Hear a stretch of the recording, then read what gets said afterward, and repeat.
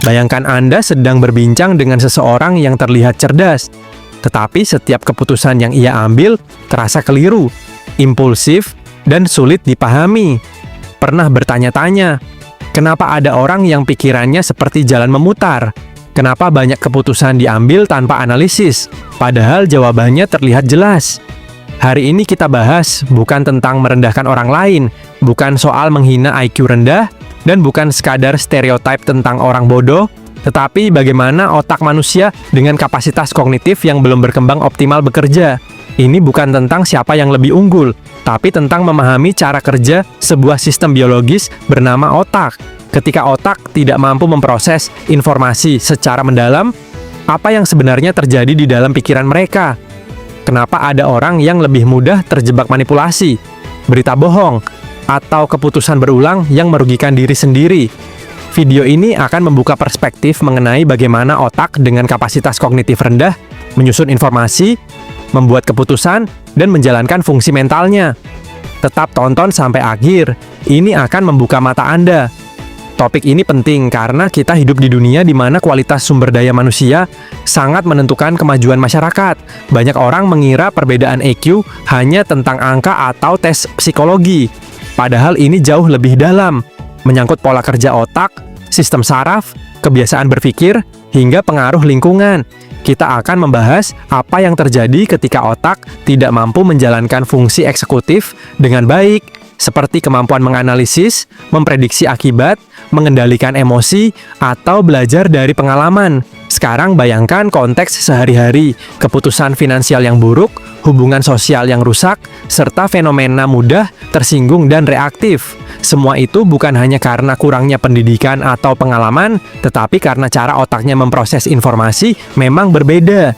Dalam video ini, kita jawab pertanyaan, apakah benar IQ rendah berarti tidak bisa sukses? Bagaimana cara mereka belajar? Apakah otaknya benar-benar lebih lambat? Dan yang paling penting, apakah bisa diperbaiki? Kita akan membahas semuanya secara ilmiah dan sederhana. Pada orang dengan kapasitas kognitif rendah, otak cenderung bekerja secara reaktif, bukan reflektif. Maksudnya begini, informasi yang masuk tidak banyak melalui proses analisis mendalam. Biasanya otak manusia menggunakan prefrontal cortex untuk memproses informasi, yaitu bagian yang bertugas membuat keputusan dan perencanaan. Namun pada otak dengan kapasitas kognitif rendah, sistem kerja yang dominan justru sistem limbik, yaitu bagian yang mengatur emosi. Inilah kenapa banyak keputusan dibuat berdasarkan perasaan sesaat, bukan data atau logika. Mereka sulit menyimpan informasi dalam memori kerja, sehingga materi yang kompleks terasa membingungkan. Contohnya ketika diberi instruksi multilangkah seperti ambil baju, setrika, lalu masukkan ke lemari. Bagi sebagian orang ini sederhana, namun bagi otak yang kurang berkembang, proses ini seperti 3 tugas terpisah yang sulit dirangkai. Ini bukan berarti tidak mampu, tetapi memerlukan energi kognitif lebih besar dan latihan yang lebih intens. Sistem pemrosesan informasinya butuh waktu lebih panjang. Salah satu ciri paling menonjol dari otak dengan kapasitas kognitif rendah adalah kesulitan dalam pemecahan masalah kompleks. Ketika menghadapi masalah, otak kita biasanya menggunakan 2 sistem. Sistem cepat, instingtif, dan sistem lambat, analitis. Namun dalam kondisi ini, sistem analitis sering tidak aktif secara optimal.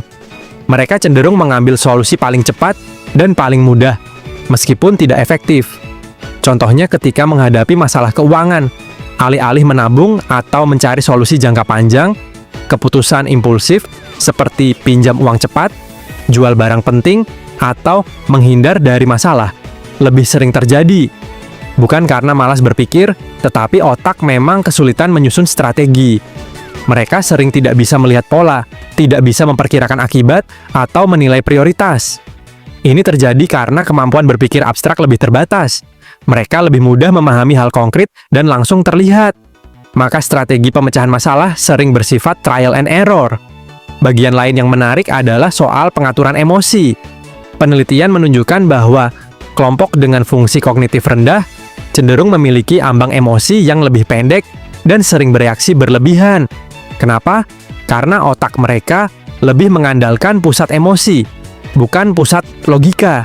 Ketika marah, kecewa, atau takut, mereka sulit menunda reaksi. Akibatnya, sering muncul perilaku impulsif. Bertindak dulu, mikir belakangan. Kalimat yang sering muncul, "Saya tidak tahu kenapa saya melakukan itu." Ini bukan alibi, ini gejala neurokognitif. Mereka juga sulit memahami perspektif orang lain, sehingga komunikasi sering terganggu. Mereka mudah salah paham, merasa diserang, atau merasa diremehkan. Maka kita melihat perilaku agresif, defensif, atau bahkan pasif berlebihan. Otak jenis ini juga sulit melakukan manajemen stres, sehingga mudah mengalami kelelahan mental. Pola ini bukan kesalahan individu, tetapi bentuk kerja otak yang berbeda. Dan ini dapat dijelaskan secara ilmiah. Faktor IQ bukan hanya bawaan lahir. Lingkungan dan kebiasaan memainkan peran besar. Ketika seseorang tumbuh tanpa stimulasi otak, tanpa aktivitas yang menantang logika, tanpa diskusi, dan tanpa pendidikan yang terarah, jalur saraf di otak berkembang secara terbatas. Kebiasaan berpikir yang dangkal akhirnya menjadi pola permanen. Otak akan beradaptasi pada lingkungan termudah. Hiburan cepat, informasi pendek, keputusan instan. Maka muncullah fenomena mudah diperdaya oleh berita palsu, teori konspirasi, atau pesan provokatif. Orang dengan kapasitas kognitif rendah biasanya tidak melakukan cross-check informasi. Kenapa? Karena itu membutuhkan energi kognitif lebih besar. Lingkungan yang salah akan memperkuat kecenderungan ini. Namun ada kabar baik, otak manusia memiliki neuroplastisitas. Ia bisa berubah, berkembang, dan belajar meski di usia dewasa. Tapi syaratnya ada dua, latihan dan lingkungan yang mendukung. Ini penting. Kita tidak sedang membagi manusia menjadi pintar dan bodoh. Kita membedakan tipe otak. Otak dengan kapasitas kognitif rendah tidak berarti inferior. Banyak orang dengan rentang IQ di bawah rata-rata tetap sukses secara finansial, karir, dan sosial.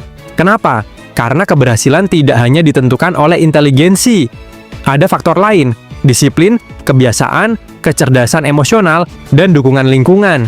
Bahkan ada tipe otak yang unggul dalam kreativitas, tetapi kesulitan dalam logika matematis. Ada yang lemah dalam perencanaan, tetapi kuat dalam kerja manual.